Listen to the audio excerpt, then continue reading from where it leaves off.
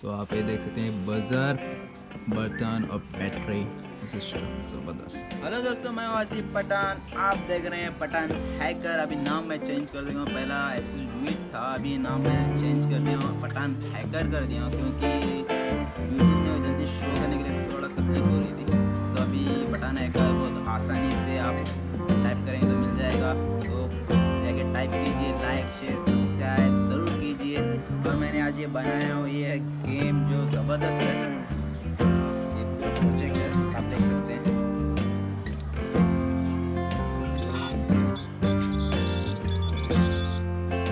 इसे बिना वायर को टच करे इस पार से उस पार लेके जाना। अभी मेरे हाथ से तो टच हो रहा है, क्योंकि मैं भी इतना परफेक्ट नहीं हूँ, लेकिन बनाया ज़बरदस्त। ये देख सकते हो, ये ब्राउज़र है, बज है, और ये बटन, बैटरी, बजर। ये अगर वायर से टच हो जाती तो बजर बज जाएगा। तो वो ज़बरदस्त बना, दिखाता हूँ कैसे बना, चलता स्टार्ट।